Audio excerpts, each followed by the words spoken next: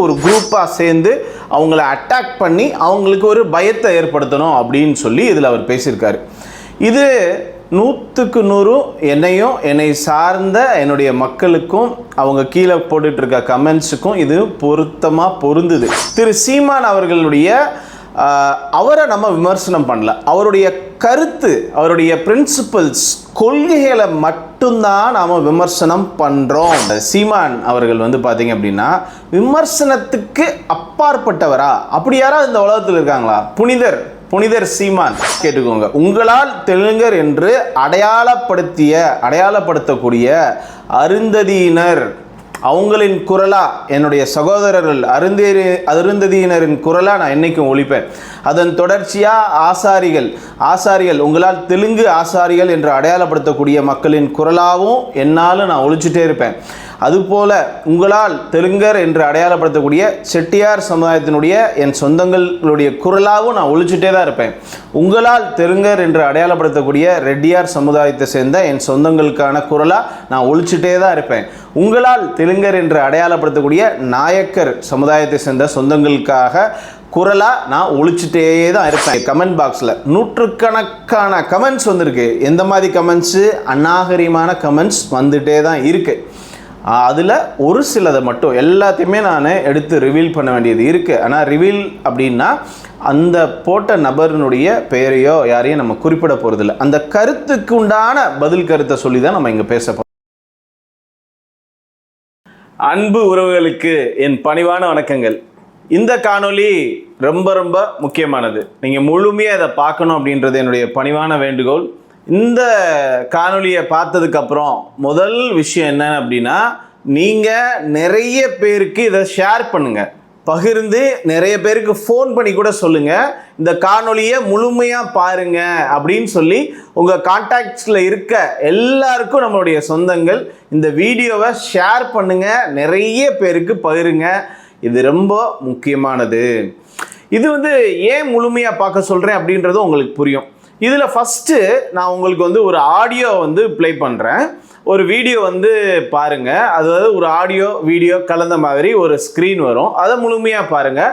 அதன் தொடர்ச்சியாக நம்மளுடைய இந்த காவல்காரன் PM பாரத் 777 அப்படின்ற இந்த சேனலில் நமக்கு கமெண்ட் பாக்ஸில் நம்ம கூட எந்த மாதிரி கமெண்ட்ஸ் எல்லாம் போட்டிருக்காங்க அப்படின்றத பற்றி பார்க்குறோம். யாருடைய பெயரையுமே ரிவீல் பண்ண போகிறதில்ல. கமெண்ட் பாக்ஸில் அநாகரிகமாகவோ இல்லை கருத்தியல் ரீதியாகவோ நம்ம கூட அவங்க கருத்தை சொல்லி நம்ம கூடயே ஒரு மோதல் போக்கில் பேசிகிட்டு இருக்கவங்களுடைய விஷயங்களை ஒரு சிலருடைய கமெண்ட்ஸை போட்டு அதுக்குண்டான விளக்கத்தை கொடுக்கலாம் அப்படின்றது இந்த காணொலியுடைய முக்கியமான நோக்கம்.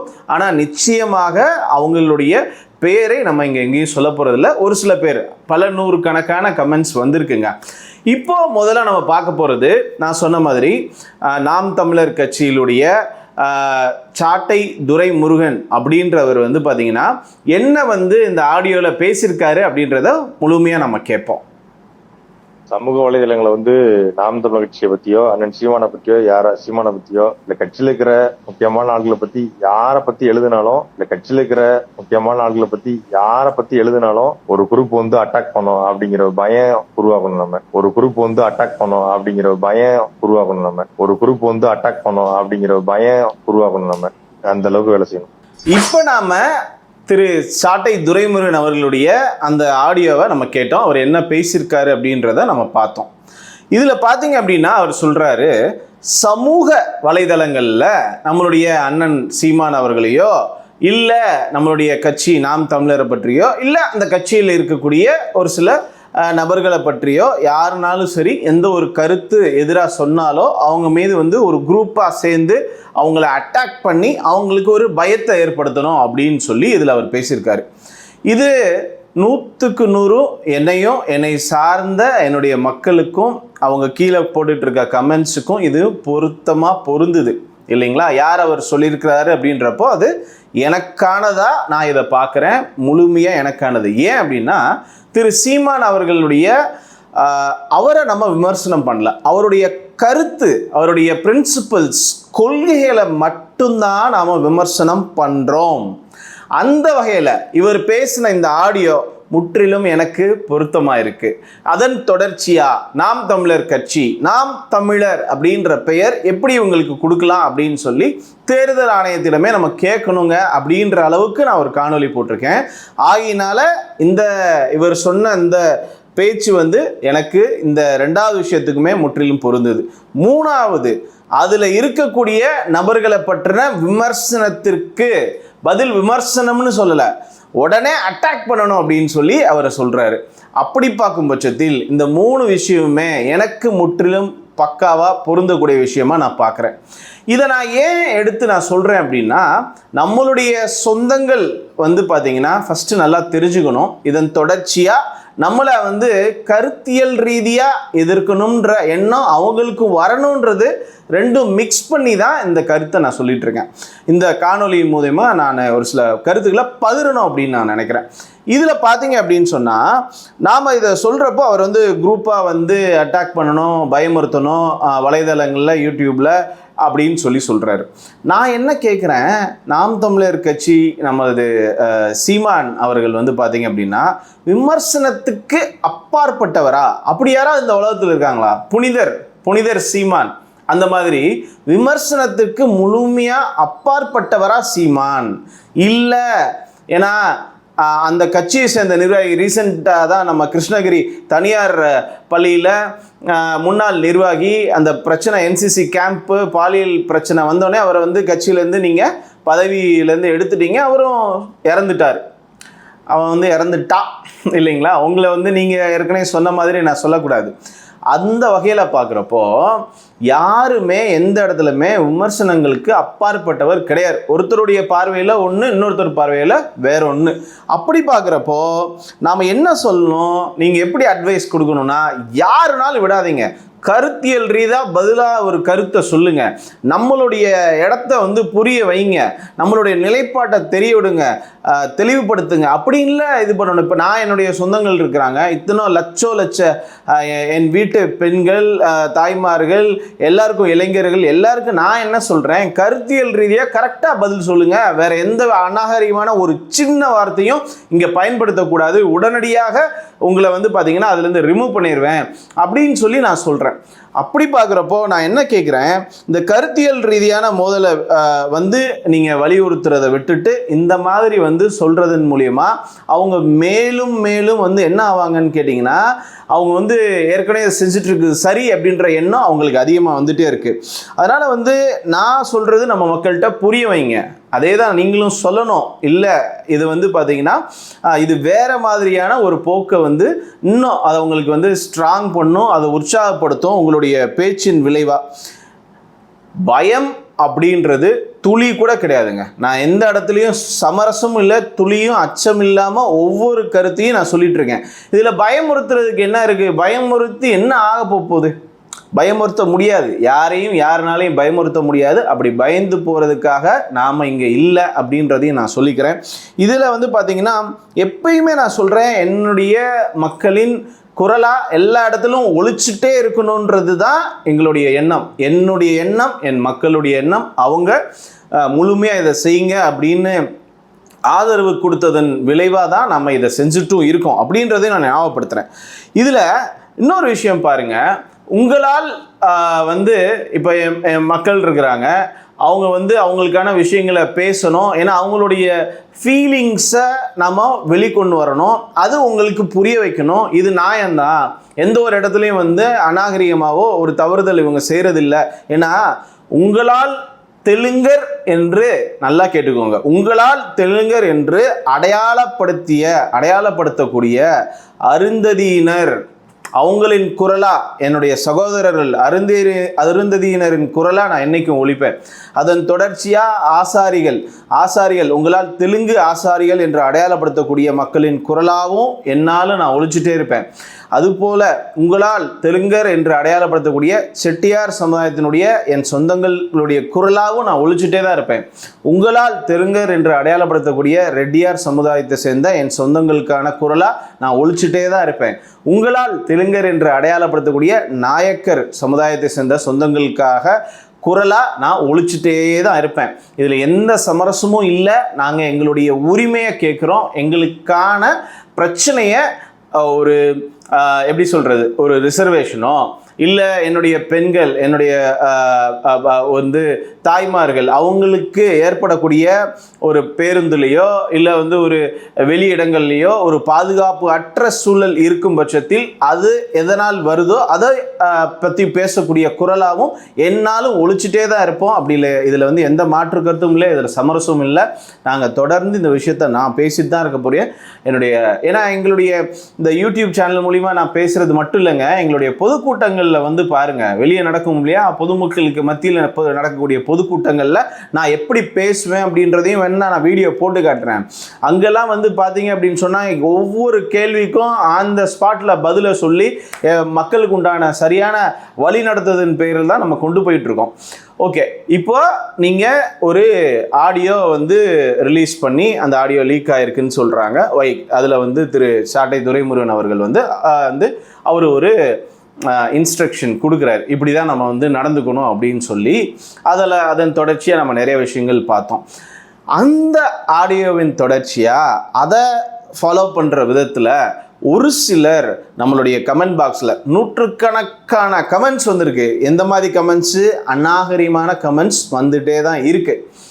அதில் ஒரு சிலதை மட்டும் எல்லாத்தையுமே நான் எடுத்து ரிவீல் பண்ண வேண்டியது இருக்குது. ஆனால் ரிவீல் அப்படின்னா அந்த போட்ட நபரினுடைய பெயரையோ யாரையும் நம்ம குறிப்பிட போகிறதில்ல. அந்த கருத்துக்கு உண்டான பதில் கருத்தை சொல்லி தான் நம்ம இங்கே பேச போகிறோம். இப்போ நம்ம அதுக்கு உண்டான வந்த கமெண்ட்ஸை ஒரு சிலதை நம்ம இப்போ உடனடியாக பார்த்துருவோம்.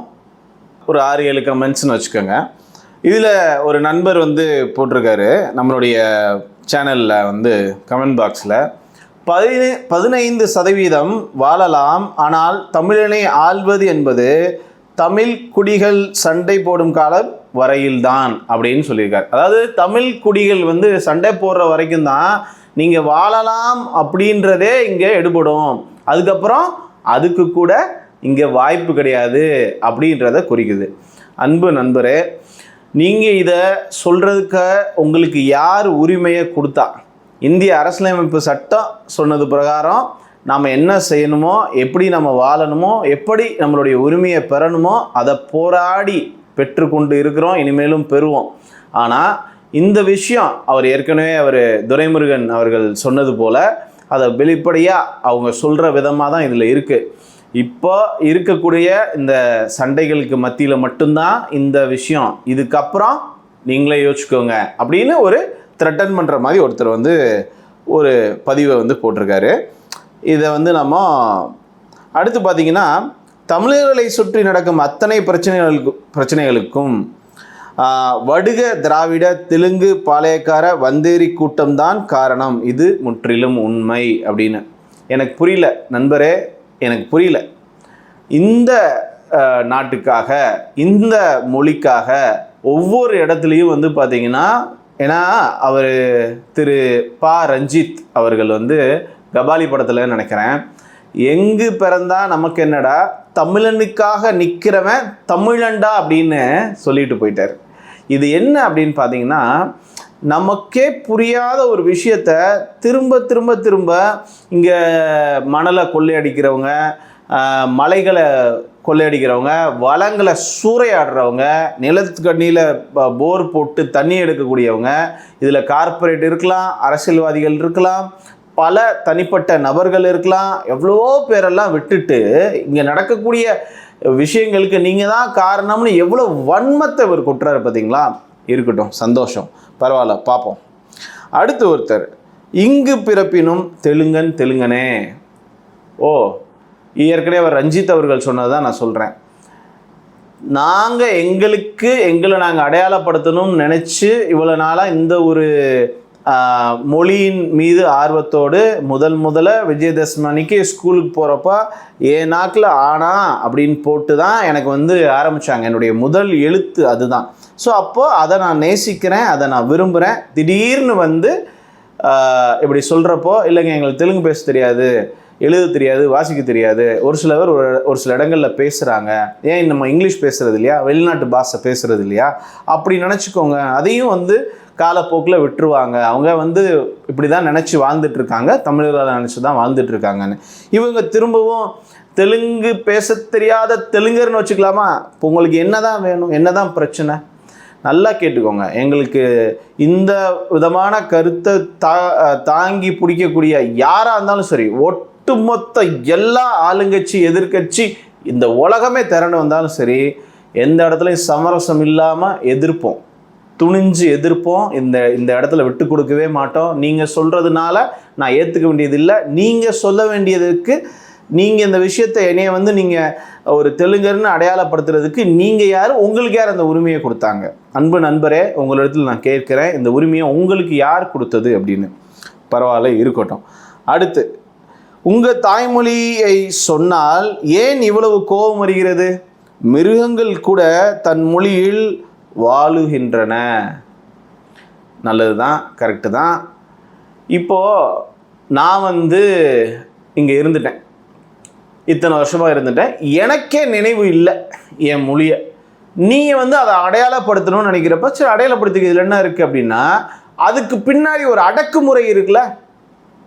வாழலாம், ஆளக்கூடாது. எதை வாடக்கூட நீ ஆளக்கூடாது, எதுவுமே நீ செய்யக்கூடாது. அப்போ இரண்டாம் தர குடிமகனை போல நான் அனுசரித்து காது கேட்காம நீ என்ன வேணால் பேசிக்கோன்னு ரோட்டில் பேசாமல் போயிட்டே இருக்கிற வரைக்கும் நீ கொட்டிக்கிட்டே இருக்க, கூப்பிட்டு கொட்டுற. இந்த கமெண்ட் என்ன சொல்லுது? நீ ஏன் மறைக்கிற, தாய்மொழி கூட வந்து வாழுகிறதுன்னு மிருகங்கள் கூடன்னு சொல்கிற. சந்தோஷம்தான், இதை ஏற்றுக்கிட்டவங்களுக்கு அது பொருந்தும்.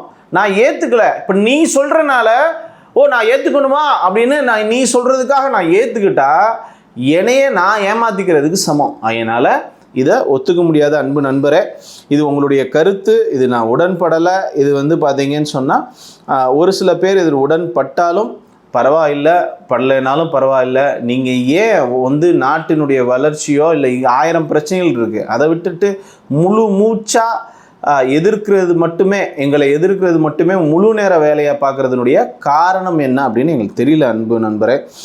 அடுத்து ஒருத்தர், அடி வாங்க போகிறீங்க, அப்போ தெலுங்கில் பேசு, தமிழில் ஏன் பேசுகிற? ஃபஸ்ட்டு அடி வாங்க போகிறீங்க அப்படின்னு கொஞ்சம் மரியாதையாக சொல்லிட்டாரு. அடுத்து தெலுங்கில் பேசு, அப்புறம் ஏன் தமிழில் பேசுகிற அப்படின்னு சொல்லி கேட்குறாரு. தெலுங்கு பேச தெரியும் அப்படின்றது எனக்கு எப்படி மலையாளம் பேச தெரியும், எனக்கு எப்படி இங்கிலீஷ் பேச தெரியும், எனக்கு எப்படி ஹிந்தி பேச தெரியுமோ அதுக்கு சமமாக தான் அதை நான் பார்க்குறேன். ஸோ அப்படி இருக்கிறப்போ எனக்கு பேச தெரியும்னா அது பேச தெரியும், அவ்வளோதான். அதுக்கடுத்து அதுக்குள்ளே போய் ஆராய்ச்சி பண்ண வேண்டிய தேவை இல்லை.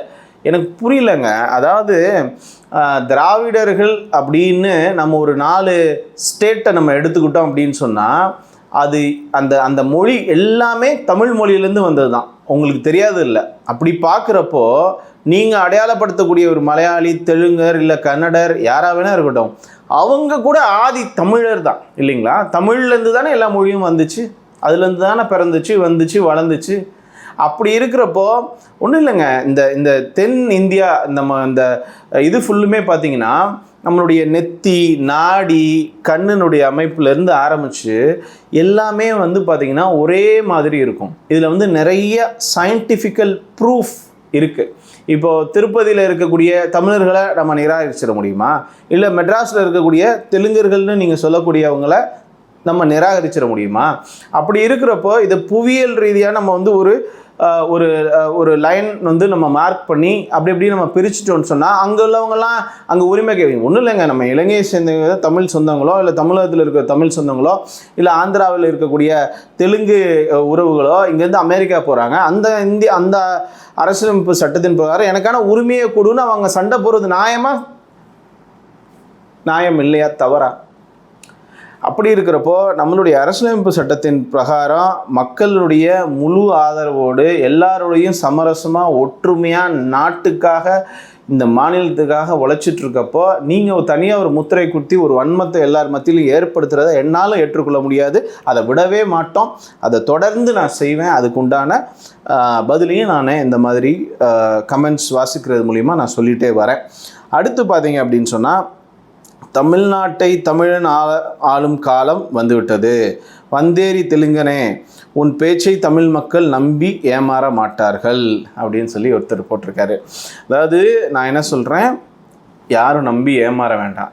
எங்களுக்கான விஷயத்தை நாங்கள் சொல்கிறோம். இப்படி இருக்குங்க, என் வீட்டு பிள்ளைகள், என் வீட்டு தாய்மார்கள் இந்த மாதிரி வந்து வந்தேரி அப்படின்ற முத்திரை குத்தப்பட்டு, வந்தேரினா ஃபஸ்ட்டு ஒருத்தருக்கு வந்து அங்கே வந்து பொழப்பு இல்லை, விவசாயம் இல்லை. உங்களுக்கு தெரியும் அங்கே எப்படிப்பட்ட விவசாயம் இருந்துச்சு அப்படின்னு சொல்லி.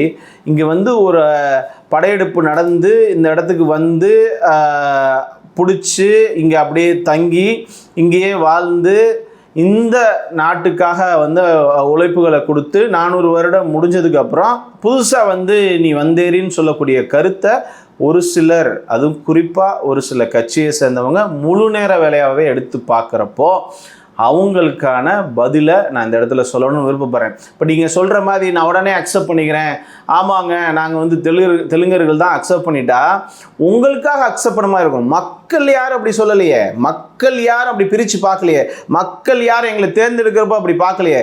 நீங்கள் சொல்கிறது உண்மையாக இருக்கும் பட்சத்தில் இந்த குறிப்பிட்ட ஒரு ஒரு 2-3% இந்த கருத்தியலை பேசக்கூடிய உங்களுக்காக மட்டும்தான் இந்த பதிலை தவிர்த்து மற்ற பொதுமக்கள் யாருமே எந்த இடத்துலையுமே அப்படி பிரித்து பார்க்கவே இல்லை அப்படின்றது எங்களுக்கும் நல்லா தெரியும். ஆனாலும் இந்த கருத்தை வந்து விதை போல பரவக்கூடாது, பரவ விடக்கூடாதுன்றதுக்காக மட்டும்தான் இதை நான் பேசிகிட்டு இருக்கேன். நீங்கள் அடுத்த கமெண்ட்டு ஒரு நண்பர் போட்டிருக்காரு, நீங்கள் இங்கே நிம்மதியாக வாழ்கிறதே எங்களுடைய அதிகபட்ச பொறுமையினால்தான், இதில் உங்களுக்கு இடஒதுக்கீடு வேணுமா, ஆந்திரா போங்க தருவாங்க அப்படின்னு சொல்லி கொடுத்துருக்காரு. ஓகே ஃபைன், இங்கே வாழ்கிறது எங்களுடைய அதிகபட்ச பொறுமையின் காரணமாக. யாருடைய பொறுமை புரியலையே, யாரோட பொறுமை? அந்த 2-3% இந்த கருத்தியில் தூக்கிட்டு நாங்கள் உங்களுக்குள்ள உங்கள் தலைவராக இருக்கக்கூடிய ஒருத்தர் மிகப்பெரிய வன்மத்தை கற்பித்து ஒரு இல்லாத ஒரு விஷயத்தை சொல்லி சொல்லி சொல்லி சொல்லி அந்த ஒரு கருத்தியலை வந்து பார்த்திங்கன்னா அதிகமாக அவங்க மனசில் பொங்க விட்டு இப்போ அதனுடைய வெளிப்பாடு பார்த்திங்களா என்ன போட்டிருக்காங்க, எங்களுடைய அதிகபட்ச பொறுமை தான் இங்கே நீங்கள் வாழ்கிறதுக்கு காரணமே, நீங்கள் ஆந்திரா போய் இதில் வந்து பார்த்திங்கன்னா இடஒதுக்கீடு வேண்டுமா? அரசியலமைப்பு சட்டம் சொல்லுது. பாவம் இவர் வந்து இம்மெச்சூர்டாகவும் இவருக்கு அந்த பக்குவமின்மையும் இவருக்கு அந்த ஒரு மனிதனை வந்து ஹியூமனிடேரியன் கிரவுண்டில் வந்து ஒரு மனிதாபிமான அடிப்படையில் பார்க்கக்கூடிய பக்குவம் இல்லாத ஒரு சிறுவனை போல தான் இந்த விஷயத்தில் இவரை பார்க்குறேன். ஆந்திரா போங்க தருவாங்க. Okay fine.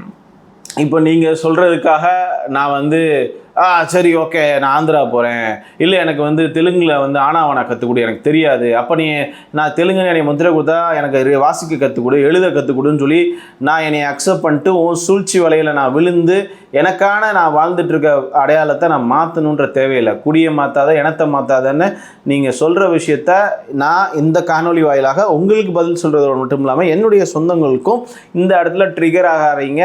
நீங்கள் ஒரு இதுக்கு எப்படி ரியாக்ட் பண்ணணும் அப்படின்றத நான் இந்த ஒவ்வொரு இடத்துலையும் வாசிக்கிறப்ப சொல்கிறேன். அவங்கள புறம் தள்ளிட்டு நம்மளுடைய குடும்பம், நம்மளுடைய வாழ்க்கை, நம்மளுடைய பொருளாதாரம், நம்மளுடைய நாடு, நம்மளுடைய சமுதாயம், நம்மளுடைய மாநிலம் அப்படின்ற கருத்தியல் அடிப்படையிலே நம்மளுடைய பயணத்தை செலுத்துங்க. இவங்களை புறம் தள்ளுங்க. ஆனால் பதில் சொல்ல வேண்டிய இடம் எங்கே இருக்குது? அந்த பட்டனை அமுக்கிறப்போ நான் சொன்னேன் இல்லைங்களா, இவங்களால 30 லட்சம் ஓட்டு வாங்கி காட்ட முடியும்னா அது அந்த 30 லட்சம் ஓட்டுமே யாருமே இந்த கருத்தியலை ஏற்றுக்கிட்டவங்க கிடையாது. அது ரொம்ப சொற்பம். 3ஆம் அணியோ இல்லை வேற ஏதாவது ஒரு மாற்று வராதான்றதுக்கான ஒரு வாக்கை தவிர்த்து இந்த கருத்தியலை ஏற்றுட்டவங்க கிடையவே கிடையாது.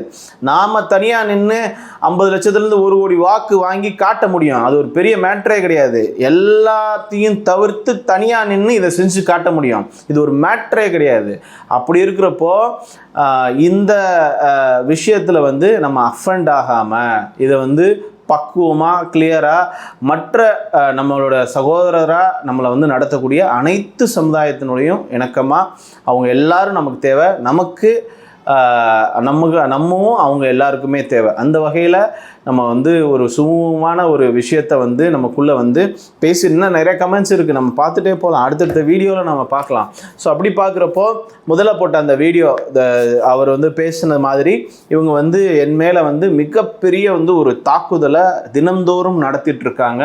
ஒரு குரூப் அட்டாக் பண்ணணும், ஒரு பயம் வரணும் அப்படின்றத இன்ஸ்ட்ரக்ஷனை ஃபாலோ பண்ணிகிட்ருக்காங்க. நிச்சயமாக இதுக்கு நான் கருத்தியல் ரீதியாக பதில் சொல்கிறேன். என்னுடைய பொதுக்கூட்டங்களில் வந்து அந்த அந்த நான் பேசக்கூடிய விஷயங்களை பாருங்கள். அதன் தொடர்ச்சி அந்த இனிமேல் பொதுக்கூட்டங்களை வந்து நான் யூடியூப்பில் ப்ளே பண்ணலாம் அப்படின்னு நினைக்கிறேன். எங்கே நான் என்ன விஷயங்கள் பேசுகிறேனோ அது எல்லாத்தையுமே நீங்கள் இனிமேல் இந்த சேனலில் நீங்கள் பார்க்கலாம். அதனால் அன்பு உறவுகளை, நீங்கள் பார்த்த எல்லாத்தையுமே பாருங்கள். அவங்க எப்படி பேசுகிறாங்க, எப்படி ரியாக்ட் பண்ணுறாங்க. கண்டும் காணாமல் வேணாம், நான் படித்தேன், வேலைக்கு போனேன் அப்படின்னு இருந்தால் உங்கள் சித்தப்பா பையன் பெரியப்பா பையனை உங்கள் வேற ஒரு விஷயத்துக்காக இந்த விஷயத்தை நீ எப்படி பேச போச்சு, நீ எல்லாம் இதை பேசவே கூடாதுன்னு விரட்டி அடித்தாலும் சரி, அவன் நம்ம பெரியப்பா பையன் தானேன்னு விட்டுட்டு போனால் நாளைக்கு உன் பையனுக்கு அது நடக்கும். அப்போ தான் ரத்தம் துடிக்கும், வலிக்கும். ஸோ அதுக்கு முன்னாடியே நம்ம என்ன பண்ணணும் அப்படின்னா, இதை நல்ல முறையில் இதை எப்படி எடுத்து சொன்னால் அவங்களுக்கு புரியுமோ, அவங்க எப்படி இந்த விஷயத்தை அக்செப்ட் பண்ணுவாங்களோ, அவங்களே அவங்க தலைவர்கிட்ட போய் திரு சீமான் அவர்கள்ட்ட போய், ஆனால் இதெல்லாம் நியாயமானே, 400 வருஷமாக இங்கே இருக்கிறான், எங்கு பிறந்தா நமக்கு என்ன, தமிழனுக்காக நிற்கிறவன் தமிழன், நம்ம ஜல்லிக்கட்டு பிரச்சனையாக இருக்கட்டும், ஹிந்தி ஒழிப்பு, ஹிந்தி எதிர்ப்பாக இருக்கட்டும், எல்லா விஷயத்திலும் நம்மளுடைய பங்களிப்பு எப்படி இருந்துச்சுன்னு தெரியும். ஜல்லிக்கட்டு பிரச்சனையில் இன்னும் சொல்லப்போனால் பஞ்சாப் நாட்டில் இருந்து மாநிலத்துக்குரிய இருக்கக்கூடிய ஒரு நபர் வந்து சென்னையில் அந்த ப்ரொட்டஸ்ட், அந்த போராட்டத்தில் இருக்கும் எல்லாத்துக்கும் உணவு கொடுத்து தினந்தோறும் அவர் பார்த்துக்கிட்டாரு. நியாயமான கருத்துனா யார் எங்கே வந்து சொன்னால் நமக்கு என்ன, கரெக்டாக நமக்காக துணை நின்னா அவங்க பலம் தானே நீ ஏற்றுக்கிட்டு எதை நோக்கி போகிறோமோ அதை நோக்கி போகணும். அதை விட்டுட்டு எடுத்ததுலேருந்து ஆரம்பித்ததுலேருந்து அதாவது சொல்லுவாங்க, நம்பியார் இல்லைன்னா எம்ஜிஆர் கிடையாதுன்ற மாதிரி சொல்லுவாங்க. நல்ல ஒரு தரமான வில்லனை எடுத்து தேர்ந்தெடுத்துட்டு அவனோட மோதுற மாதிரி கொண்டு வந்தால் தான் அந்த படம் வந்து பார்த்திங்கன்னா நல்லா சுவாரஸ்யமாக போகும் அப்படின்னு சொல்லுவாங்க. அந்த வகையில் நம்மளை வில்லனாகவும் அதை வந்து வச்சு இவங்க ஹீரோவாகவும் உருவாக்குறதுக்காக அவங்களே வந்து ப்ரொஜெக்ட் பண்ணிக்கிறதுக்காக இல்லாத பொல்லாத சொல்லி இந்த மாதிரி விஷயங்களை உருவாக்குறாங்க. அந்த சூழ்ச்சியில் சிக்கவே வேண்டாம். நாம அவங்க என்ன சொன்னால் சொல்லிட்டு போட்டோம், மக்கள் மத்தியில் நாம் நல்ல ஒரு பெயரையும், நம்ம இந்த சேனல் பேர் காவல்காரன்ற மாதிரி எல்லா இடத்துலையும் ஒரு விஷயத்தை காவல் காத்து ஒரு நல்ல ஒரு சமுதாயம் உருவாகிறதுக்கு நம்ம எப்பயும் போராடுவோம். அதே மாதிரி நம்மளுடைய பயணத்தை தொடர்ந்து செய்வோம். இங்கே நான் சொல்கிறது எல்லாரும் உடனடியாக அந்த இதை ஷேர் பண்ணுங்கள்.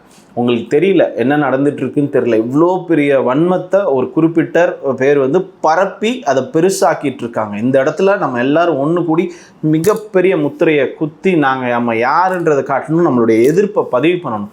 அதனால் இதை இப்படியே விட்டுறாதீங்க, நிறைய பேருக்கு பகிருங்க. அடுத்தடுத்த காணொலியில் சந்திக்கலாம். அதுவரை உங்களிருந்து விடைபெறுவது PM பாரத்.